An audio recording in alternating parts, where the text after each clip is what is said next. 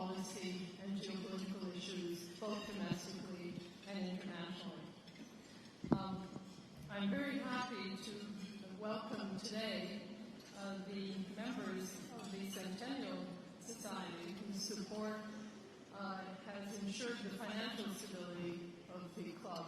Many of you are here and are at the head table, and many are at the front tables, and I really want to thank you for being so generous and steadfast in your support of the club.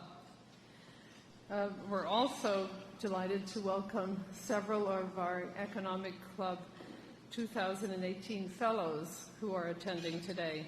Later today, the 50 2017 and 2018 fellows will be getting together to network and to prepare for their October 22nd debate, which will be held at Bloomberg, and all club members are invited to this event.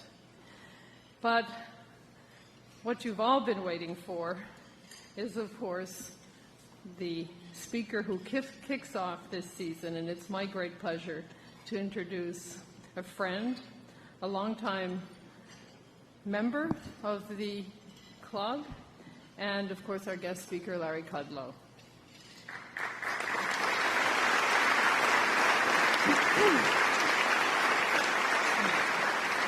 So, Larry serves as Assistant to the President for Economic Policy and Director of the National Economic Council, and in that function he leads the coordination of President Trump's domestic and global economic policy agenda.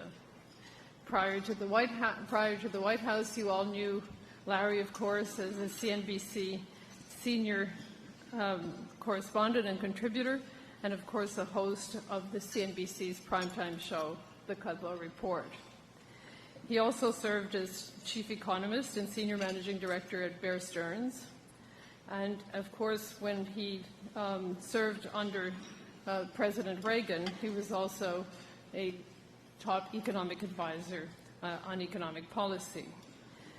The first part of our program will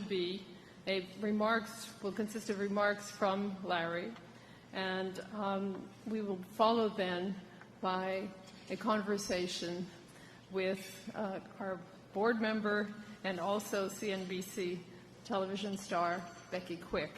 So without further ado, let me introduce Larry, give him the podium, and I'll be back to introduce Becky more formally. So Larry, please.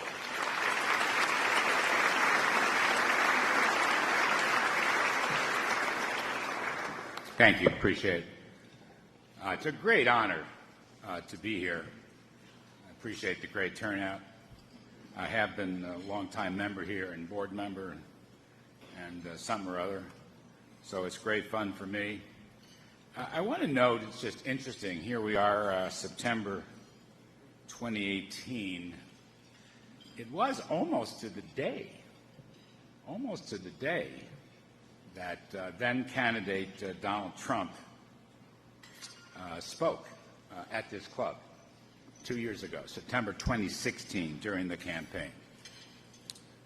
Whatever kind of coincidence that is, so be it. And I just want to note briefly his message at that time, because I think much of what he promised is coming true, even though there might have been some skeptics. Just to begin, if we lower our taxes and if we remove destructive regulations and we unleash our vast treasure of American energy, and if we negotiate trade deals that will put America first and help our workers, then there is no limit to the number of jobs we can create and the amount of prosperity we can unleash. Lower taxes, roll back regulations. His policies end the war on business, end the war on investment, end the war on success, reward success, don't punish it. We've seen probably the fastest, most abrupt increase in various measures of confidence ever ever, almost the day after the election. I mean, you look at things just the last week or two, we're still drawing at small businesses based on the NFIB, record highs, consumer sentiment, 17-year highs, a whole variety of things, almost from the day after the election, but it continues to rise. At the time then candidate Donald Trump spoke here, he laid out a 4% economic growth goal, 4% economic growth. He said that if he won, the administration's baseline would be 3.5%. We eventually settled on a 3% baseline and create over 20 million jobs in 10 years. And he talked about helping the forgotten men and women of America. Cops and soldiers and teachers and firefighters and young and old and moms and dads and blacks and whites and Latinos. It's been quite remarkable. And so now we find ourselves in a position, I guess 3.2% first half growth, 4.2% second quarter growth. The Atlanta Fed is expecting better than 4% growth. We'll be happy with anything above 3% growth. With respect, I acknowledge our critics who believe we couldn't get better than 1 to 2% growth. The reality is we're moving forward on those policies and on the results. So I would say this. The single biggest story of this year, 2018, the single biggest news story, not fictionalized versions of what goes on in the White House and all the rest of it. The single biggest story is an economic boom that virtually everybody thought impossible. That is the story. And I believe the recent successes are not one-off. They are not one time. They will be continued and sustained because of the policies. Not only a new growth spurt. I'll go to some numbers. Take a look. Besides the confidence numbers, which continue to amaze, a story recently, a few days ago, published in that famous supply-side newspaper, the Washington Post, above the fold, blue-collar jobs growing the fastest since 1984. Blue-collar jobs. Those are the forgotten Americans that then candidate and now President Trump talked about. In the past year, 650,000, 3.3% annual rate. Rural America jobs are growing at 5.1%. Across the board, paychecks are getting fatter. Median incomes continue to rise. Data point after data point. Industrial production, retail sales, ISMs. U.S., the hottest economy in the world today. We're crushing it. Capital is flowing here in huge quantities. Not just repatriation, where we have made it easier to bring back the money from overseas, but also new investment coming into the United States. I wish our friends around the world would emulate and imitate our policies of lower taxes and deregulation so they could pick their growth rates up as well. We are getting the money right now because we are in an economic boom that virtually everybody thought impossible not so long ago. I just want to make these points. The incentive model works. I've been around a while, have argued for many years, as per my former boss, Ronald Reagan, actually from my book, John F. Kennedy, a Democrat. If you lower tax rates, and by the way, ease up on regulations, you keep more of what you earn, you keep more of what you invest, you keep more of what you risk, and people will do more of it. Cut taxes, and the economy will grow. It's a model that's been used, worked in the 60s, 80s, 90s. Didn't work the last 20 years because we went in the wrong direction. Now we're moving back to the right direction, the incentive model. the tax plan was always based on a very simple theory, well-rooted in academic literature and actual history. Lowering business tax rates, large and small, immediate cash expensing, and in our case, easier repatriation of overseas money will create incentives to grow. So we're talking about capital formation. It's as old as the literature. Capital formation. And the data show it's already working. It's early. I appreciate some of our critics don't agree. I respect that. I know many of them. I always listen to them. But they had their chance for 8 years or longer with heavy regulations and spending and taxing. Now we've brought in a different model. Give us a chance. Give us a chance, I ask you. And note that the early results are positive. The economic boom is the biggest story of 2018, and in my judgment, it will continue. So if we provide more capital per worker, the old K over L ratio, it will, over time, with better equipment, manufacturing, training, improved productivity, output per hour. We are already seeing early signs of a pickup in productivity. I know it's early. I grant you that. And it's still not where we hope it will be, but we're moving in the right direction. And with that will come an increase in real wages and better jobs. I mean, we're seeing some remarkable indicators. Real wages rising. My colleague Kevin Hassett of the CEA put out a study. After taxes and inflation, actually, real wages are rising at 1.5%, 1.4%. We're seeing big increases, 3% increase in real disposable income after tax, after inflation. Median wages are rising now, I guess the highest in 10 years.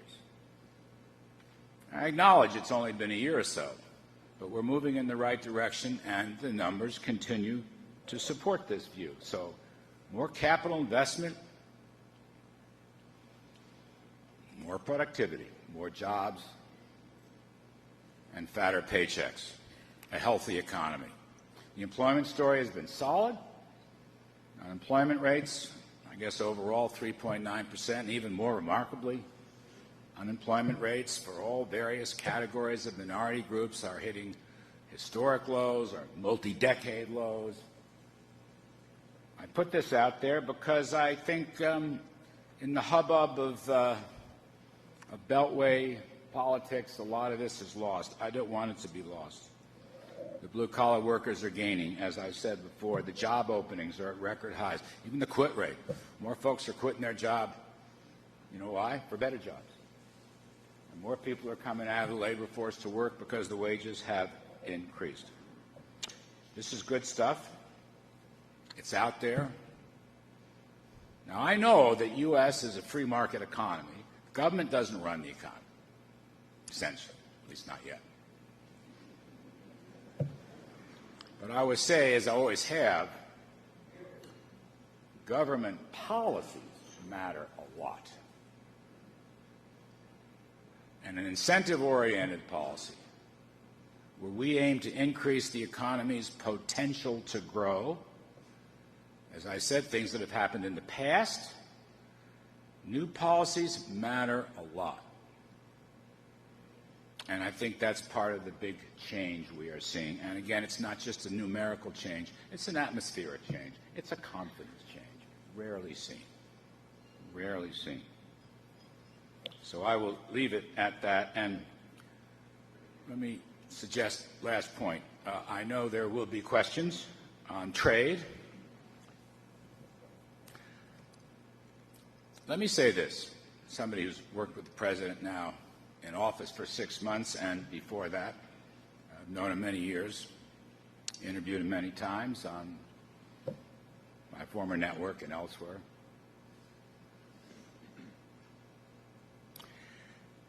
To my lights, the trading system around the world is broken. And it's been broken. Maybe for as much as 20 years. The post-World War II trading system, which predominated as a free trade reform to the problems just before, during, and after World War II, it was a good system. It was governed by rules, and people essentially played by the rules. Unfortunately, that system is broken down.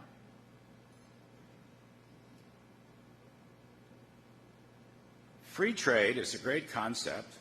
I certainly support it, have my whole career, and continue to do so. But free trade has to be fair trade. It has to be reciprocal trade. What we're seeing, you're seeing,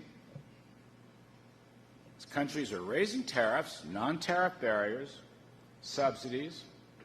The World Trade Organization has become dysfunctional. The biggest culprit has, in fact, been China, but not the only culprit.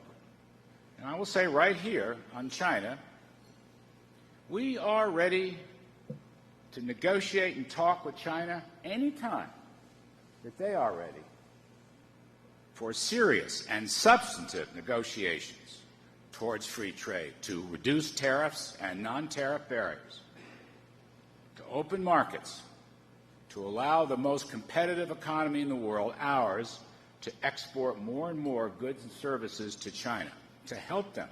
We are ready to have that discussion anytime, as long as it's going to be a serious discussion. But the reality is, we cannot permit the theft of intellectual property. We cannot permit the forced transfer of valuable technologies. We must strive for American ownership of American companies in China. And in their country, they had been reforming along free market lines for several decades, the Deng Xiaoping reforms, but that seems to have stopped in recent decades, and indeed moving in the wrong direction. President Trump argued at the G7 and elsewhere, and since then, that he is a free trader, that he wants to move towards zero tariffs and zero non-tariff barriers and zero subsidies, with reciprocity each step of the way. That is his view. People are blaming the president. I say do not blame Trump for this. He inherited this trading mess. He's trying to fix it. He is a reformer. It's not an easy task. But to protect the American economy and protect American jobs of all stripes, manufacturing, non-manufacturing, these blue-collar numbers are very positive. We hope to hang on to that. We have to be tough. Prior presidents have raised the issue of unfair trading practices and the lack of reciprocity, then they go away. President Trump's not going away on this issue. He will be strong and determined. And trade reform is necessary. Moving towards free trade is absolutely pro-growth. And that is why I support it. And I'm working with him, and Secretary Mnuchin and the others, and Lighthizer and so forth. So I urge you to think this through. The person who's trying to fix the system is not the problem, he's the solution. And again, as in other cases, give him a chance. We've only been doing this 4 or 5 months.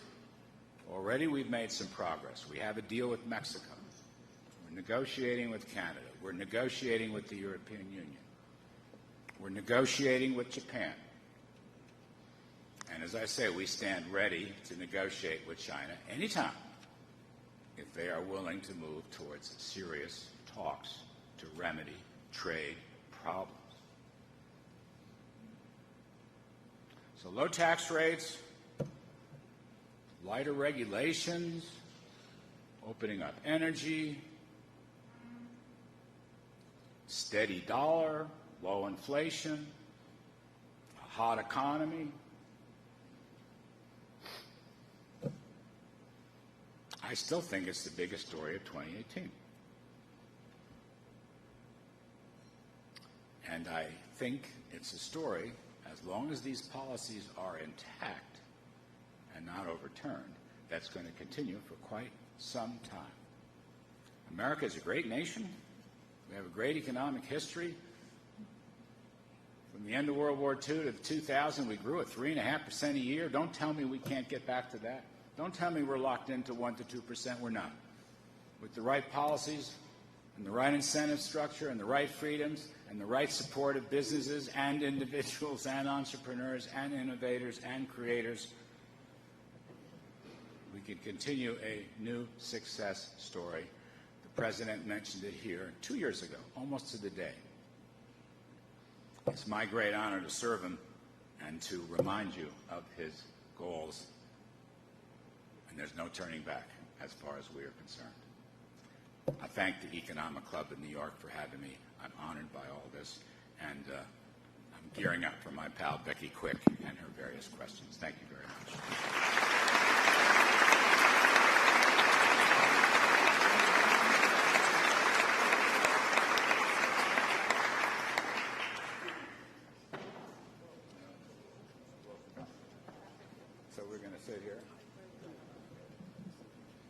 So thank you, Larry. I should have mentioned in the introduction your book, which was entitled Prosperity and American Abundance. And I see that you've remained faithful to your basic principles. And I thank you for taking the time sharing those ideas with us. And I'm happy to welcome, as I said, Becky Quick, a member of the board of the Economic Club of New York. You all know Becky as the co-anchor of Squawk Box and also the anchor of the nationally syndicated On the Money. Becky received a number of questions that many members submitted through our website portal, and I thank all of you. She's reviewed them and curated them. And Becky, to you and Larry for more in-depth discussion of our economy. Thank you. Thank you, Mary Jo. Larry, thank you. And thank everyone here. It's really an honor to be here with you and share this stage. Larry and I have been friends and colleagues for over 15 years, but this is a great opportunity, and we really appreciate you being here. Thank you, Becky. You talked an awful lot about the economic landscape, where we've come. There are a lot of questions in this room about where we head from here and what could happen to offset some of the momentum we've seen in the economy. The first and foremost has to be what's happening with trade. And I know you just addressed it a little bit, but let's talk about what's happening here and find out. We have heard there have been reports that there are going to be additional tariffs introduced on another $200 billion of Chinese goods. We've heard that those tariffs could run as high as 25%, although most of the reports today put it at closer to 10%. Can you tell us anything about what we might be hearing? Well, I don't want to get terribly specific. The President has suggested tariffs on a couple $100 billion. He has not been satisfied with the talks with China on this. My guess is announcements will be coming soon. Again, I don't want to front run him on that. I think the basic stories are probably more or less correct. Straight out of our meetings, one of the things I've learned is quite remarkable. You have a high-level meeting, all the phones have to leave the room, right? But you may as well have a direct mic into the Wall Street Journal. Stuff gets out.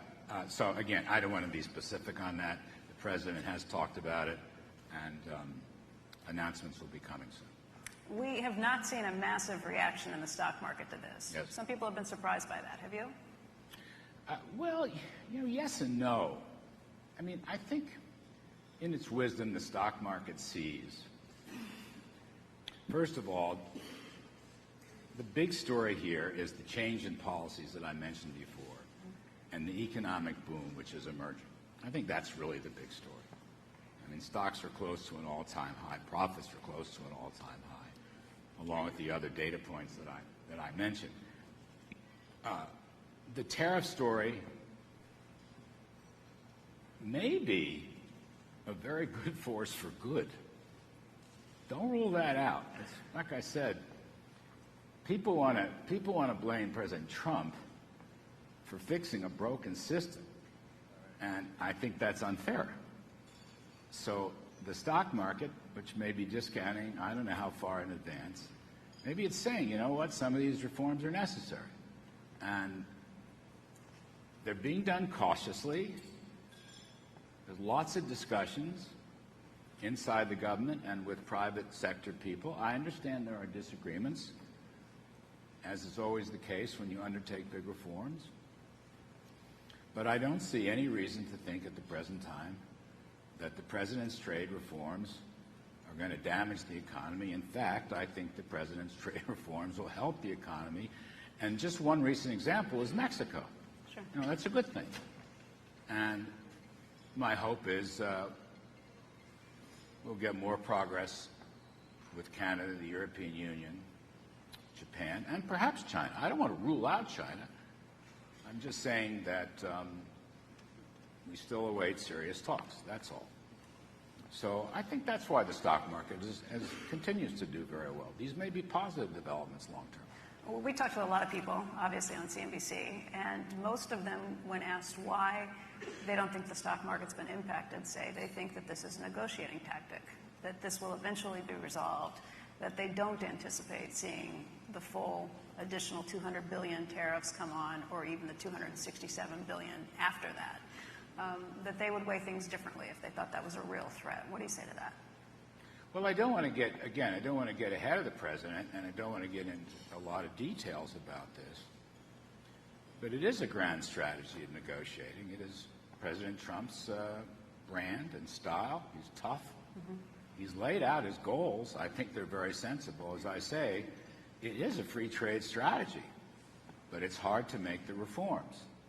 So whether they're long-term or not, I think they're necessary. And we'll see. You know, we'll see how this plays out. You know, I remember years ago when I worked for President Reagan when I was a child. I go to the White House once every 35 years or so. I remember Mrs. Reagan correctly developing an anti-drug strategy by saying, "Just say no." Remember? She was right. I would say to the Chinese, on something of substance, just say yes. It takes two to tango. We've put out our asks. We're open to talks, as I said, at any time. So just say yes to a couple things, and then let's move on. This can be done. Trade's tough, I get that. Everything's tough. Tax cuts are tough. Rolling back regulations is tough. The president's whole agenda is tough. You know, he's keeping promises. The reason I a little belabored the Economic Club in New York 2 years ago, he laid out a platform, and he's making good on it. So keep hope alive. The Chinese officials, or at least some who have spoken to the media, have suggested that they have every intention, or had every intention, of coming and having trade talks, but that they felt like they were antagonized when these additional tariffs were brought up again last week. What should we read as the narrative? What's really happening? We will see. We will see. Again, we welcome anytime serious talks with China. Absolutely. The door is open. And the president has said many times he has a good relationship with President Xi. I have a good relationship with Vice Premier Liu He and his team. Our team leader on this, Secretary of Treasury Mnuchin, is in touch and communicating. Say yes. Larry, the president tweeted this morning, and I wish I'd brought up the actual text of it, but he tweeted something along the lines of how the tariffs haven't really shown up in prices, at least not on grand scale yet. And while you can see it in certain areas, maybe in steel prices and lumber prices in different areas, that's true on a grand scale. But tariffs are taxes, and the more that you ramp up, the more you would expect to see some sort of ripple through our economy. Is there a point that you're worried? If we're looking at $250 billion in total of tariffs, does that get to the point where you start to think these are taxes on American consumers that will disrupt what you have been trying to build? Well, we're looking at it carefully. We're following it very carefully.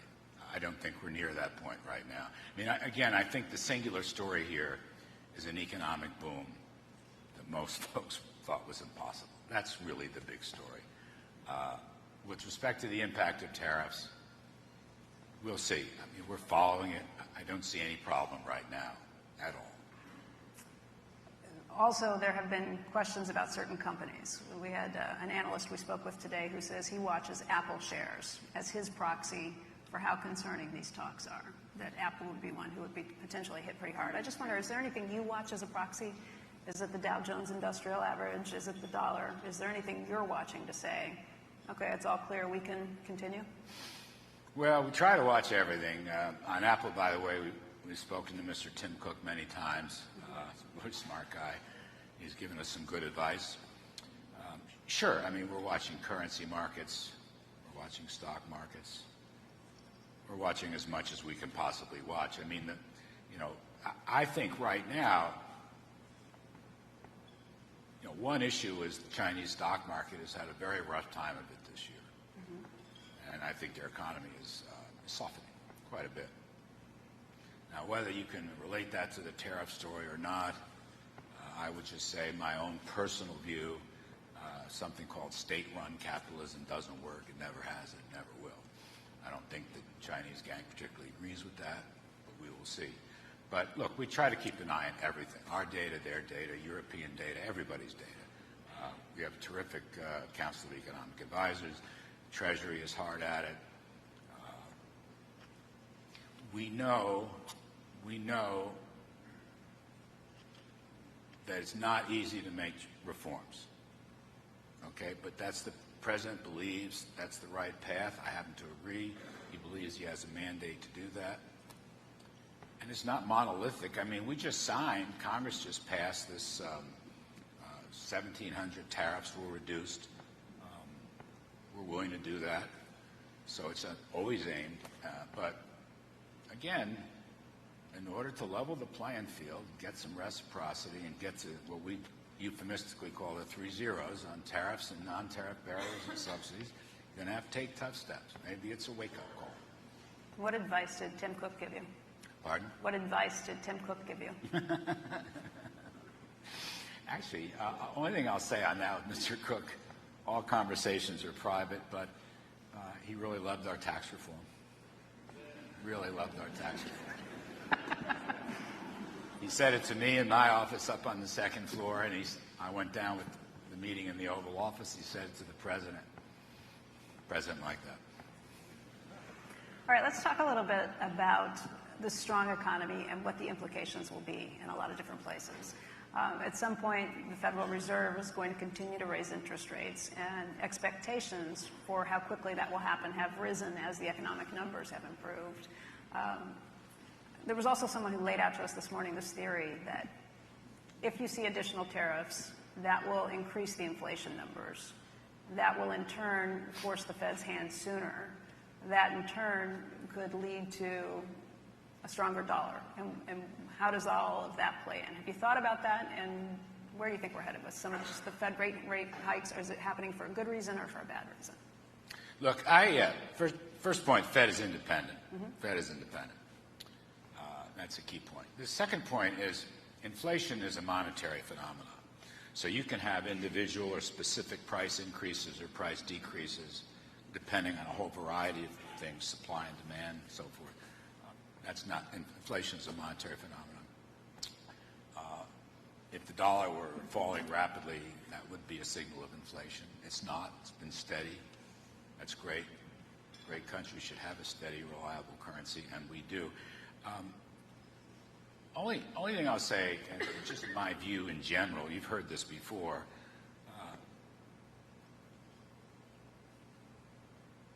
more rapid economic growth is not by itself inflationary, okay?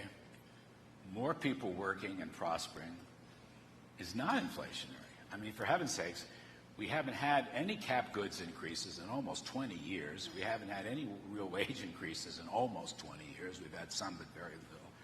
If the workforce, which is producing this boom, can't get wage increases, when can they? And how can that be bad? How in the world could that be bad? And I would say how pleased I am that, Chairman Jay Powell has made the same point on a number of times. And that's good. So that's just my view. I'm not interfering with their independence. I just think we're on the same track. I think that's great. We spoke recently with Jim Bullard from the St. Louis Fed, the president there, and he raised some concerns about the inverted yield curve, and if the Fed continues to raise rates, whether they will go ahead and invert the yield curve, what that might mean. Do you have any concerns about that? Well, I follow the yield curve, always have. To maybe redefine the original model at the New York Fed, and pardon me, but I can't, the fellow's teaching at RPI, or he was, he spent in the New York Fed many years. That model was the yield on 10-year treasuries relative to the 3-month treasury bill.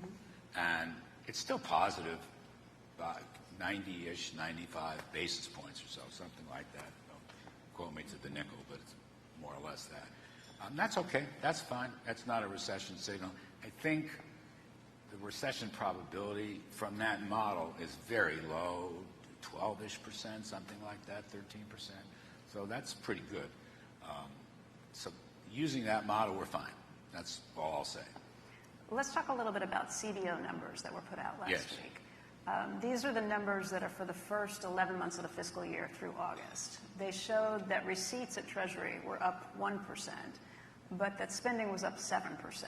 And so as a result, it indicated that the budget deficit would be targeting about $895 billion for that period of time. That's $222 billion ahead of where it was a year ago. Do you have any concerns about the budget deficit, and what would your solution be? Or these numbers? Actually, this is one of the rare moments when I will publicly agree with the CBO, which is unusual for me. The gap is principally spending too much. I think by a couple of $100 billion increase. The revenues, as you noted, are up slightly, even with the tax cuts. I wish more people would take note of that, and I wish the CBO would talk more about that, because their own estimates from before the tax cuts and after the tax cuts, in other words, roughly mid-2017 and mid-2018, they revised nominal GDP, from which revenues are derived, something on the order of $6 trillion higher, which, using an average tax rate of 17.5% or so, really cut the deficit back by as much as $1 trillion over the 10-year period, which is another way of saying we just about paid, not quite, but we paid for about 2/3 of the total tax cut. And my suspicion is we financed through growth and this increase in GDP, pretty much financed the business tax cuts. All right. Now, I agree. We spend too much. I absolutely agree. And we're working on it. We're working on it. Will the Trump administration tackle entitlement reform? Well, we've already tackled a big part of the newest entitlement, namely Obamacare. And as you know, in the tax bill, we eliminated the individual mandate and a lot of other reforms involved with that. And we're still chipping away on a regulatory basis to reduce the burdens and the inefficiencies of that. We're not for state-run. We're not for single-payer health care. So that was the first tackle. We've also trying very hard to deal with a lot of workfare issues, a very important part of the president's agenda, where we had some very good reforms in the 90s with Republicans and Democrats, Gingrich and Under Clinton. Yeah. Right. Very good reforms on welfare, for example. Work requirements, eligibility requirements. Unfortunately, much, if not all, of that was undone in the last 20 years. I can be bipartisan here, Republicans and Democrats, so we're trying to patch that up again. Food stamps still near record, where unemployment has fallen so much, things like that. So yeah, we're going there, the smaller entitlements. As far as the larger entitlements, I think everybody's going to look at that probably next year. I don't want to be specific. I don't want to get ahead of our own budgeting, but we'll get there. But I agree, we have to be tougher on spending. People are quick to blame, deficits on tax cuts. Well, I don't buy that. Tax cuts promote growth and wages. Revenues come in. Federal, state, and local revenues come in. We're going to run deficits of about 4 to 5% of GDP the next year or two. Okay. I'd rather it were lower, but it's not a catastrophe. It's just not the biggest thing in the world. Going down the road, of course, we'd like to slim that down as much as possible, and we will work at it. But I will say, as I always do, the single biggest factor affecting the budget in general and these macro numbers on deficits and debt is the rate of economic growth. If you grow slowly for long periods of time, you're going to have greater deficits. If you grow rapidly, you're going to have lesser deficits. It's true for federal government and state and local governments. Growth solves a lot of problems. So, glad you asked, our policies are aimed at growth and prosperity. You mentioned bipartisan efforts, and I say this a little tongue-in-cheek, but bipartisan efforts seem to be Republicans in Congress working with this administration.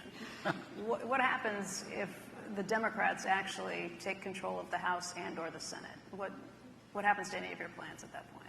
Well, I don't know. I don't want to get too political on this story, but I understand that there's a risk. I'm assuming nothing here right now. I'm not here to forecast politically. But I would just say this. Given the fact that we've emerged into this economic boom, if you will, it would be a shame if efforts were made to unravel the policies or overturn the policies. Okay? And I think that argument is going to figure very heavily in the November elections. The success of the economy and the success of the policies. And I think it would be a great disservice to Americans if we overturn those policies. All right? I don't want to go much further than that, but not surprisingly, we got here. As I said, I still think the boom is the biggest story of 2018. There was a time, Marie cited a book I wrote many, many years ago, not so long ago, a year or two back, I did something called JFK and the Reagan Revolution. JFK, the Democrat, right, was the first post-war supply-side tax cutter. And it worked beautifully. 4 or 5% growth, virtually no inflation. 20 years later, it got off the rails. Ronald Reagan came in, a former Democrat, and emulated the JFK tax cut. And Reagan gave him credit for it. Now, that was a different Democratic Party. I get that. Doesn't mean it couldn't happen again. Maybe there's a role model there. I just, from whatever source, I don't want to get too political, Becky, but I just want, don't overturn the good work that's been done. Don't overturn, for example, the explosion in blue-collar jobs. Don't overturn the increase in confidence. Don't overturn the capital that's flowing into the United States. You know, it's working. It's working. Is that an admission that Tax Cut 2.0, which would make these tax cuts permanent, is not going to happen before November? I don't think so, but I think it's, making the personal tax cuts permanent is a very good idea. And there's some assorted savings accounts in there. I think Kevin Brady is exactly right. I think there may be a vote. I'm not 100% sure. There may be a vote on that. No, I don't think it'll pass. It'll get through the whole Congress. But it's a good message. I think it's a good message. And I think we can do a lot more on tax reform going down the road. The Joint Committee on Taxation has looked at Tax Cut 2.0 and said that it will add over 10 years something like $657 billion to the deficit. They also say that the deficit would be $1.8 trillion under that law instead of $1.5 trillion under current law by the year, I think, 2028. Do you quibble with those numbers? Always. That was a setup. I mean, even the $1.5 trillion, which is the sort of agreed upon, as I said, with the new revisions in the nominal GDP baseline, the real GDP baseline, the revenue baseline, we've already paid probably, even by CBO's estimates, roughly 2/3 of that whole tax cut. So, one of the wonders of Washington is these models, the debate about static versus dynamic scoring. That debate may never be settled, but when candidate Trump spoke to the New York Economics Club, I was sitting right behind him that day as a board member, but obviously I contributed to that plan. And he declared a 4% national goal for economic growth. Okay, and I just thought it was wonderful. There was a debate inside the campaign, and the 4%ers won. So then I got 4, and now he wants 5. But that's a good thing to shoot for. And I say nothing but good. If we reach that goal, nothing but good will come. Nothing. You can't grow fast enough. It's just a great thing. It helps everybody. Helps everything. Not just these numbers. It helps prosperity and confidence and jobs. Every American working. What is there, 155 million some odd Americans working right now, and the number is rising nicely. They're all benefiting. Everyone benefits from that kind of growth and prosperity and economic health. And paychecks are getting fatter. How can that be bad? How can that possibly be bad? How can that be bad for budgets? We're getting more revenues. Can't be bad. I'm sorry. Larry, I could go on and rant. I don't mean any, by the way, it's not personal. They're professionals, these shops. It's not, I don't do personal at all. I'm just saying, Lord help us from some of these models. this room serves as a church on the weekends, so this is all preaching. I want to end on a little bit of a philosophical note. I'm not sure if you saw David Leonhardt's column in the New York Times. I believe it was on Friday. I read it over the weekend. But he lays out this idea that the government statistics that are reported don't necessarily completely report life as it is for many Americans, that they fall short, particularly when it comes to inequality. He's not blaming this administration. He's just saying that for decades, the numbers have gotten further and further apart and don't reflect things like the 15% of men aged 25 to 54 who are now not working. They don't reflect things like household net wealth that has dropped 20% since 2007, even while the Dow Jones Industrial Average is up 60%. Household net wealth? Household net wealth. Just hit a record, 100 trillion. I mean, he talked about how those numbers that he laid out have not recovered to the same extent that the stock market has. And that many of the gains we've seen in GDP, going back to the year 2000, where there's been 28% increase in GDP, haven't gone to the lower 90% of Americans. Do you see inequality like that, and do you think that there's any way to A, record that, or B, fix it? And again, these are not things that have happened under this administration, just a longer-term problem. Well, the measurements are always an issue. And from time to time, the government tries to make them better, all right? And distinguished economists, much smarter than me, will go after that. We've had periodic changes. A lot of people argue inflation is measured too high, way too high. And if that's the case, then a lot of these other numbers would improve. With a lower inflation rate, the real numbers would be better. I don't know, Becky. That's an ongoing discussion. I think it's a fair topic to discuss.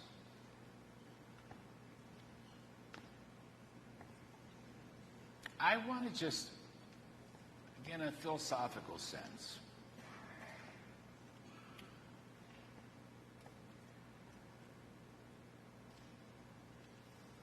on the newsroom floor of your station, network, and my old one, some people referred to me as the happy warrior. I actually have the same charge in the White House. I believe, personally, always have, that a strong, healthy economy is not the only factor. Okay, I get that. Not the only factor.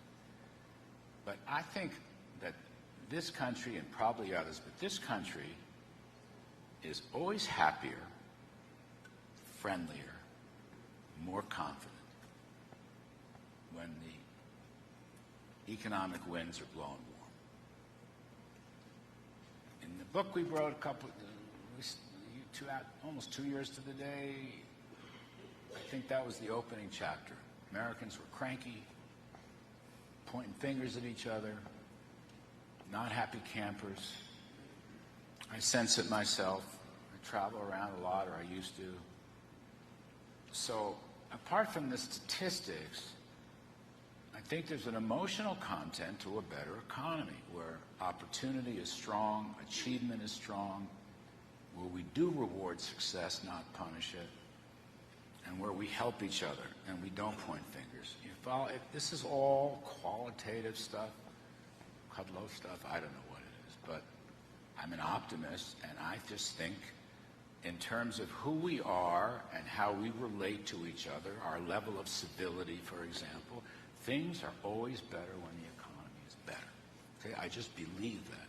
It's not the only factor. Gosh knows. My own life, I've learned a lot about faith, for example, and the things that made my life better. But you start with economic prosperity and health, things just get better. I just believe that. We're an optimistic nation, okay? I learned that from President Reagan. I've learned that from President Trump. We're an optimistic nation. And as long as we're on the right track and as long as we're expanding, we will be optimists. We've had a rough patch. I think that rough patch is ending. Okay, that's my view. Others may not agree. I appreciate that, and I respect different views. You know that. But I think if this economic boom that I described, so it's sort of like the greatest story never told, if this continues, okay, and this continues, and I hope it will, and I hope it's not overturned, elections or not, we will be a better country. We will be a better country. We will be a happier country. Larry, I just believe that. I just want to thank you very much for your time today. I appreciate it.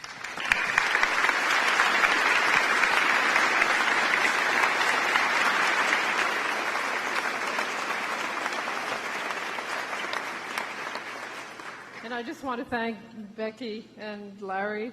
We could have gone on, and you've set a very high standard in launching the season. And speaking of the season, I hope you'll all join us October 1st for Ben Silberman, the CEO and co-founder of Pinterest. We have quite a heavy month of October. We have 10 events, and I hope you'll come to as many as possible. So enjoy lunch, and again, thank you, Becky and Larry.